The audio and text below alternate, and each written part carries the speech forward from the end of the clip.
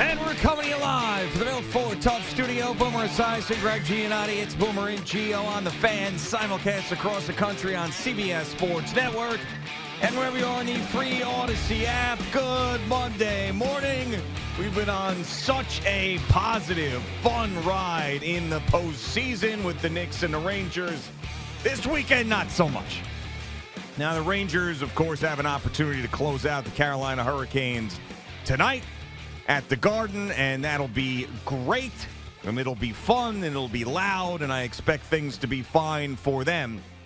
However, Friday night and yesterday afternoon with the New York Knicks were terrible in different ways, and it's funny because after talking to some friends after Friday night, this one diehard Knicks fan friend of mine who's been there through the ups and downs and everything goes, I would have rather lost by 40 than what happened to us on Friday night, which is before Sunday's game.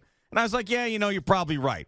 Then I watched the Knicks lose by 30 and be down at 43 at one point. And you know what? I preferred Friday night, as gut-wrenching as that was, because they played hard. They were great. They had a 9-point lead. Obviously, things fell apart. The free throw shooting was terrible. It sucked. But what happened yesterday was so discouraging, and I know they have to move on, but my Lord, this is the first time in a very long time that I watched that team and said, they are in trouble. Good morning, Boomer. How are you? Yeah, good morning, G. I kind of feel the same way about Game 3 versus Game 4. It was going to be time sooner or later that the Knicks were going to get boat raced, and that's exactly what happened yesterday. So I'm not surprised by it. And, of course, everything this morning is about how exhausted they are, how they need rest, and Thibodeau's working them too hard. I mean, the problem with them is injuries. That is the number one problem. We all know that Jalen Brunson, their most important player, is playing with some sort of injury to his foot. And then when I think back to Game 3, they had a chance to win this game 15 ways to Sunday. And with under 3 minutes to go, McBride, who has been less than stellar in this series, misses a 28-foot jumper to put him up by 2. Brunson and Hart both miss front ends of 2 free throws. There's the DiVincenzo goaltending on a shot that was not going to go in. There was the not goaltending on Miles Turner on the Hart layup.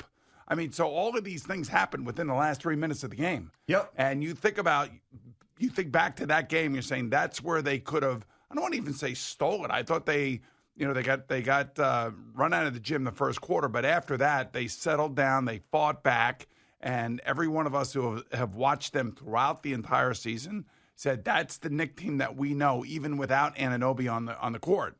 These were the 5 guys that kept this team right around 500. Through the month of February. And I think and I believe that they will get a lot of energy from the Garden faithful come Tuesday night.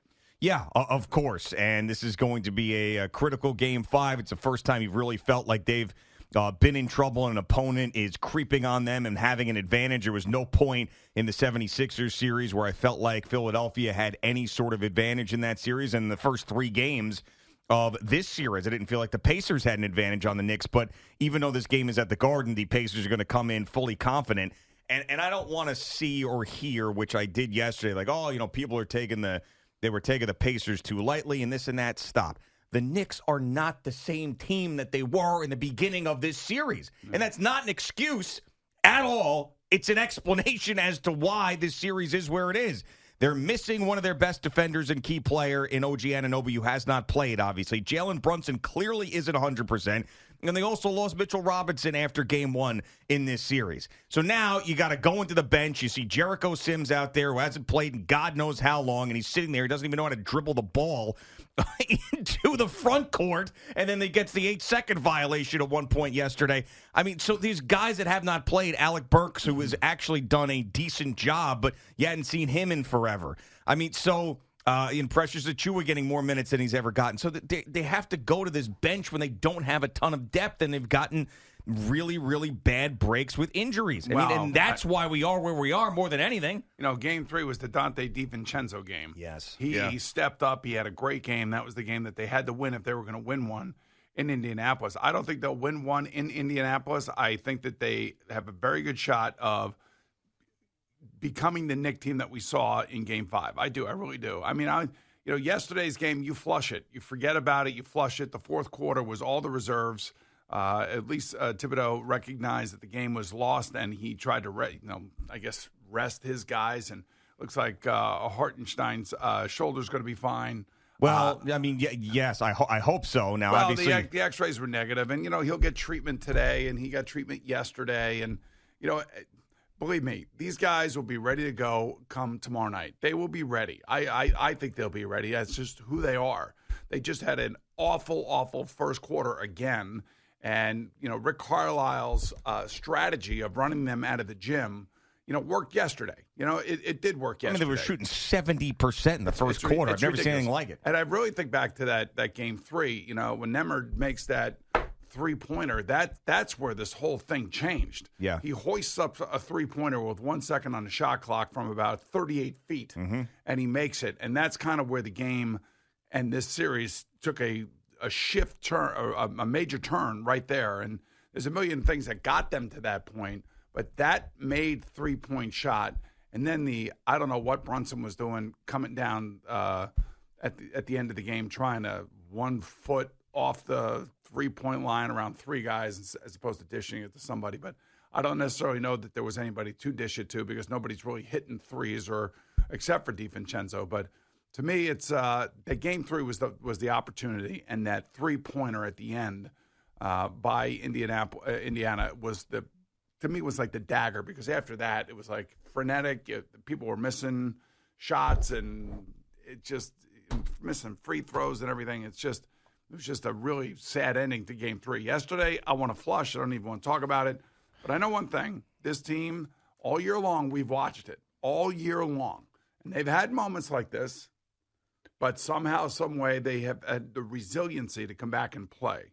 So there is something to be said about a little bit of revenge factor, getting in front of your fans, maybe getting some of the calls that you didn't get, which is amazing to me. The NBA officiating is so infuriatingly inconsistent, and that's for both teams, not just for the Knicks, but for both teams. And I know the Pacers were crowing about it after the first 2 games. The Knicks can crow about it at least after game 3, not so much yesterday. I mean, yesterday was a game where that looked like they were like totally out of it after about 10 minutes of the game. Yeah, and I know that for the Knicks, they have to flush yesterday and not think about it and not let this spiral. But just from a standpoint of being a fan and what I expect from them tomorrow night, I don't know if I just want to move on from it. I think there were some major issues with them yesterday that I hadn't seen in a very long time. I mean, and I don't think that they're done. I don't think that they're cooked.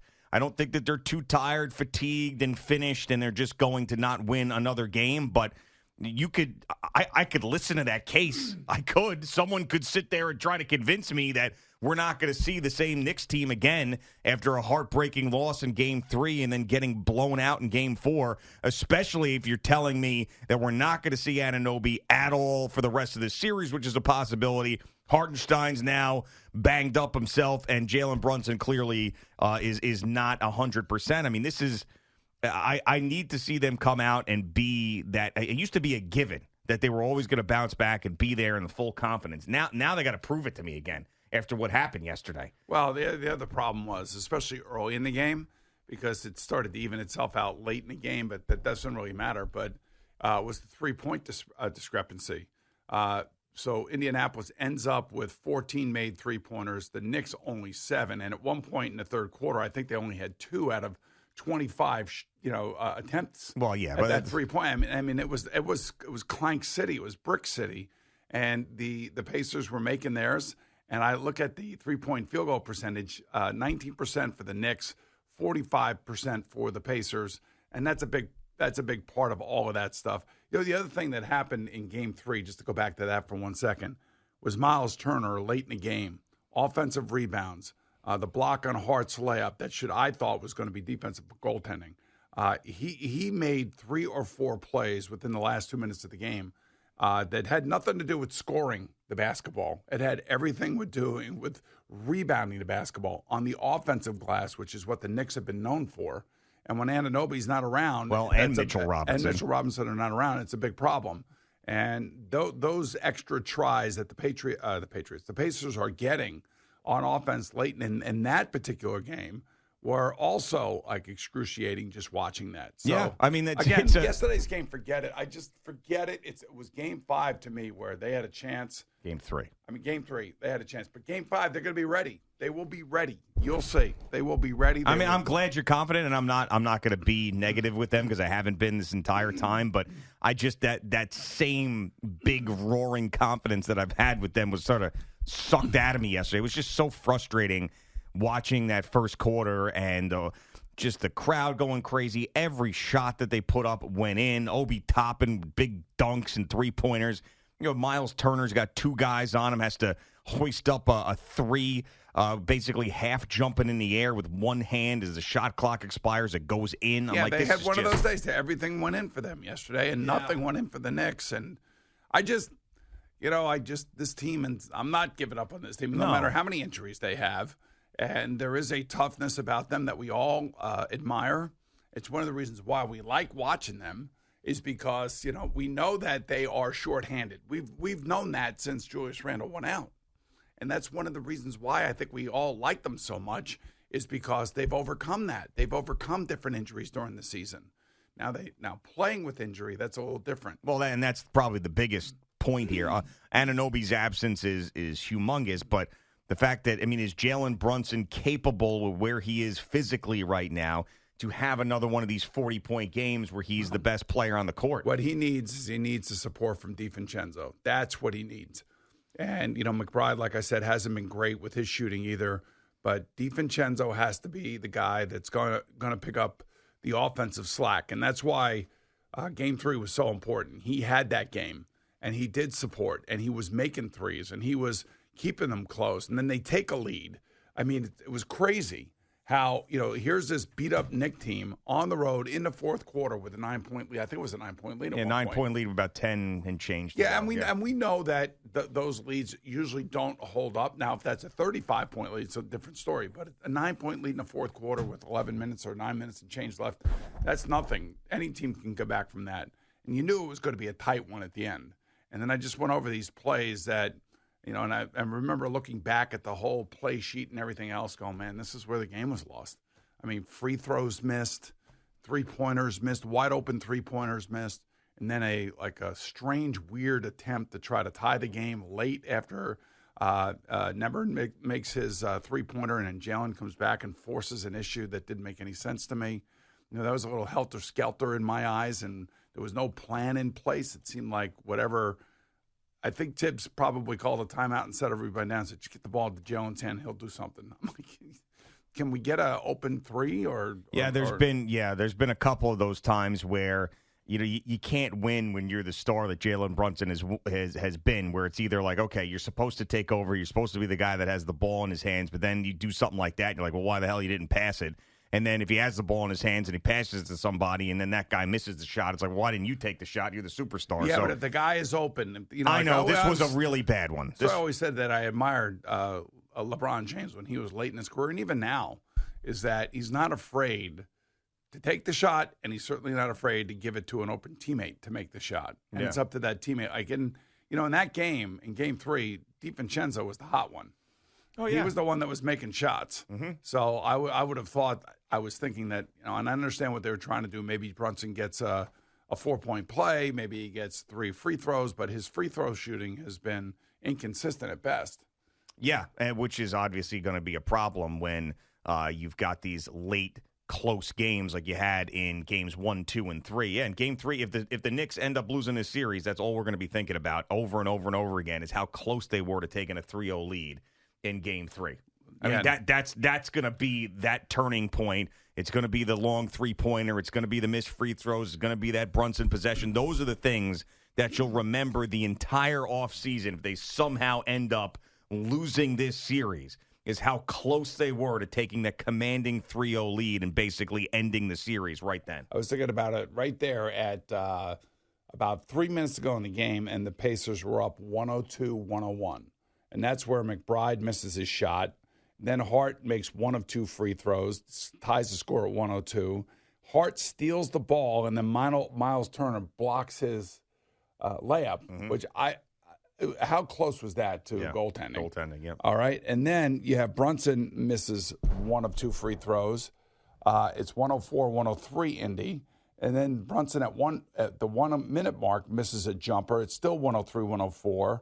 And then right after that, after Brunson misses that, this is where the DiVincenzo goaltending happens. And it goes 106-103 at that point. And then Brunson does drop a three, and he ties it at 106. Mm-hmm. And then all of a sudden you have that Nemard three-point shot out of nowhere. And then that, I don't know what the hell that last shot was for the Knicks. And then Naismith makes two free throws and ices the game. Yep. See, he made his free throws. That's how you ice these games. You got to make those late game free throws. Unbelievable. Yeah, frustrating as it can be. Game 3, and then yesterday was just I didn't watch the fourth quarter. I don't know if you watched the fourth quarter. I was done, moved on. Ended up watching Rory McIlroy finish off a great round at the Byron Nelson. That's where I was at the fourth quarter, which I don't want to be on Tuesday night. That's for sure. And as far as the Rangers are concerned, they played a horrendous first 10 minutes of their game against Carolina on Saturday night, and then they got the game right, and they had about 5 or 6 grade A chances that they just didn't bury. It's unbelievable that they couldn't bury these chances. They tie the game late. Lindgren takes the penalty. But what was really shocking to me was just how MIA Artemi Panarin was in this game. He was a -3 in this game. He had one shot on goal. And it looked like the puck was just not finding him, and it was hopping over his stick and everything else. And, if he's not involved, then, these games are going to be tight, of course. But I do think that he will be involved tonight, and they will come out, and they will try to do the Hurricanes what the Hurricanes did to them in the first period on Saturday night. And that is blitz them and get on their ass as quickly as possible. Yeah, that was real true desperation by the Hurricanes early on in the game, and it still almost was a Ranger victory in this game, which just shows you how much of an advantage they've had for most of this series. So, yeah, it should and hopefully does end tonight at the Garden with the Rangers and the Hurricanes, and they can focus on the conference final right after that. All right, Boomer and Gio on the Fan and CBS Sports Network.